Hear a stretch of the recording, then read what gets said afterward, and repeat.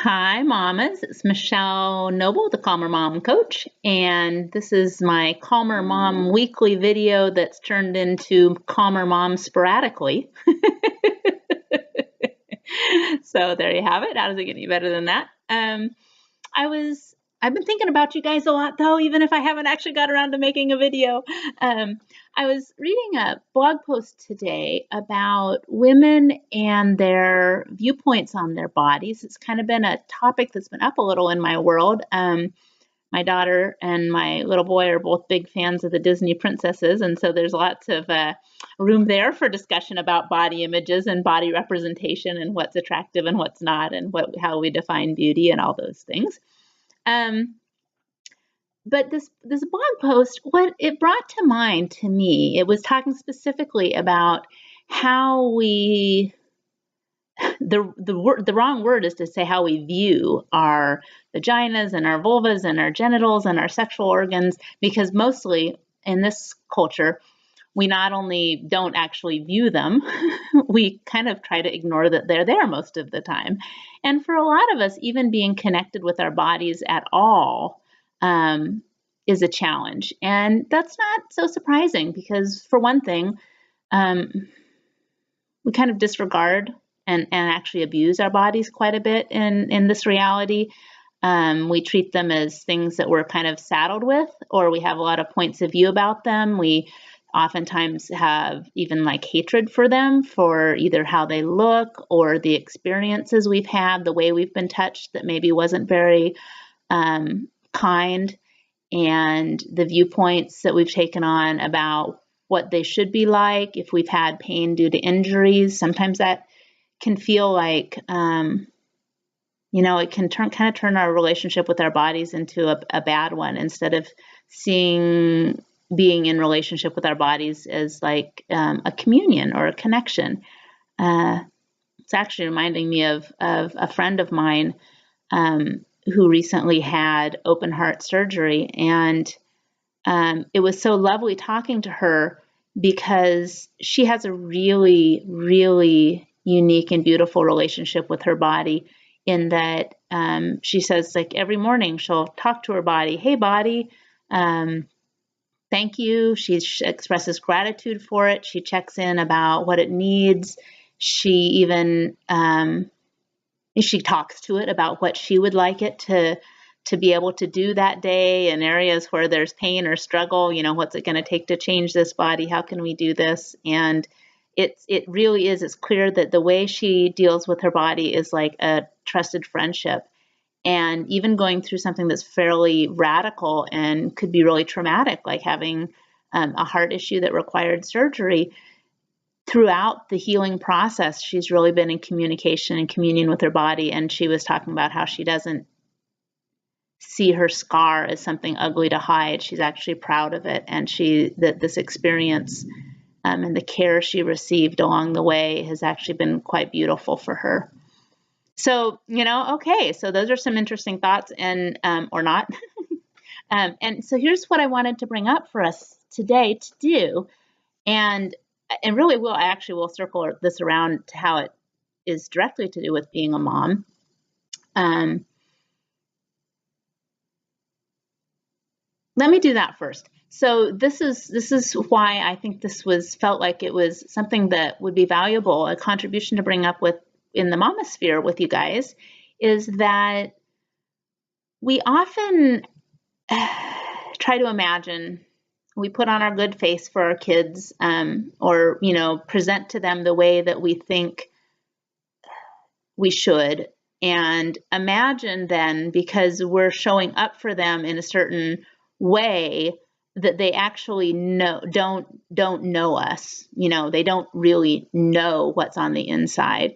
And there's a couple of things about that that's actually, I think, sort of what violence is that you're doing to yourself, because you're actually judging this part of me, whatever it is not worthy or is not deserving of being seen, and I'm going to pretend it's not there. So there's a violence to that. And then also, it's giving them the message, whether we acknowledge it or not, they actually know so much. They're so sensitive and they're so aware. I mean, how often, just on a really basic level, have you thought that your kids didn't know something that was going on in your life or in your relationship or in your household, and then they say something about it? You know, they'll ask a question, or they'll bring something up, or they'll react in a way that shows clearly they're fully aware. Maybe you've been sick or depressed and you've been trying to soldier on, and they'll say something about, "Mommy, why are you being so crabby, or why are you being so upset," when you thought, you know, that you were actually doing a pretty good job of putting on a good face. Or sometimes, you know, anyway, I won't try to make up a bunch of examples. I think you can tap into the energy of that. If you think back to your own childhood, wow, right. Think back to your own childhood. Tap into the awareness of how much you knew about what was going on in your home, even if it was never acknowledged out loud. How much did you know about your parents' relationship with each other?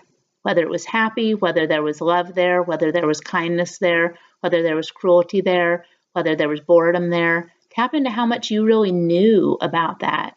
Maybe you knew more about it than you've ever actually acknowledged to yourself that you knew.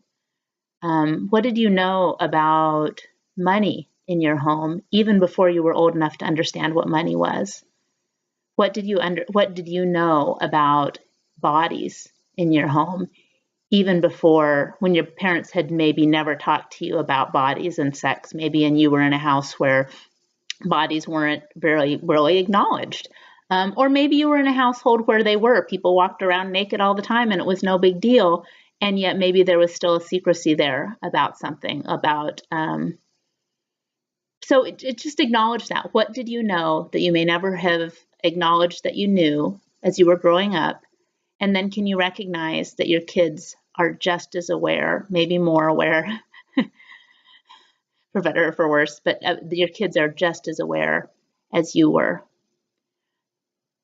So if we do this violence of cutting off parts of ourselves, and we do this sort of violence of pretending that our kids don't know that that's happening, how much is that really creating? Is that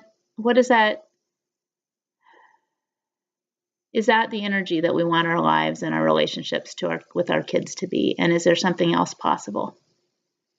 So here's a little exercise that I wanted to walk you through. Just start at the top of your head and gradually feel your way down, just connecting with each part of your body. Feel your face, feel the air on your lips. Notice your neck, what it feels like as you breathe and as you talk, and where the column of your neck is supporting your head, and down into your shoulders, your breasts, your armpits, where your arms are resting against your sides, your skin of your torso, your belly, your hands. Connect with how the clothing is resting. Think something you hardly ever feel. Now move down into your waist and your hips, and notice your groin area where your legs come up to support your body. Notice your vagina and vulva, and just don't skip over that. Don't do that thing that, you may even notice there's kind of a funny energy of awkwardness as I'm talking about this. As a body worker for almost my entire adult life,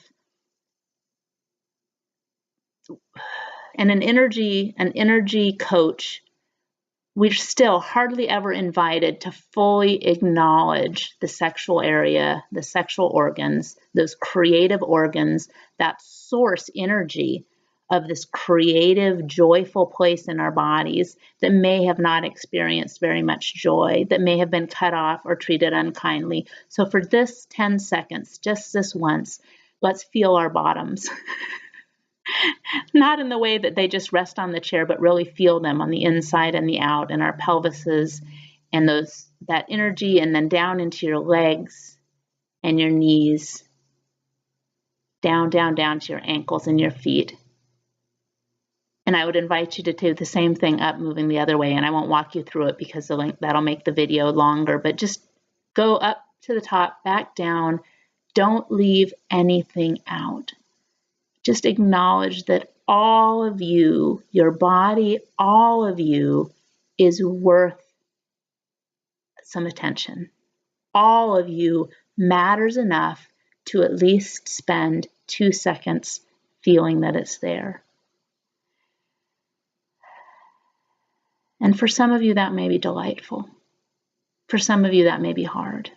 For some of you, that may be painful. For some of you, it may even feel impossible, depending on what depending, and everything that brings up for you. This is something I teach in my my free week, in the first week of the 8 Weeks to a Calmer Mom program. But it's this energetic tool of whatever that brings up for you.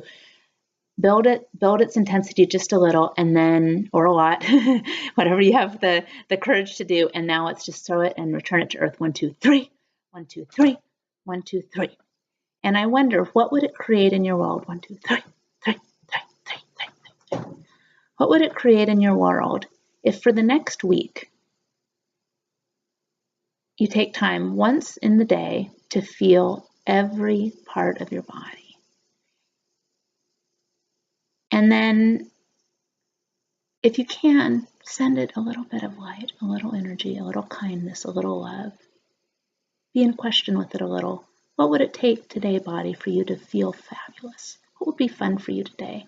What clothes would you like to wear? What would you like to eat? Treat it with just a smidgen of the kindness and the respect that you would treat a friend, a dear, dear, trusted friend. What could that create for you in your life? Thanks for playing with me today. And I did mention the 8 Weeks to the Calmer Mom video. Some of you, you're even on this list because you've already participated in it. But if you haven't, if that's not how you ended up on this list, you might check it out, at least a free week, because even that 1 week, there's 3 or 4 really great tools in there, and some more information on how to use them, that even that in itself can shift so much. And then, if you find them fun and playful and interesting and useful, there's you could sign up for the other weeks. But yeah, come play with me some more. And in any case, in every case, thank you. So much gratitude for you being with me today to play, and for your willingness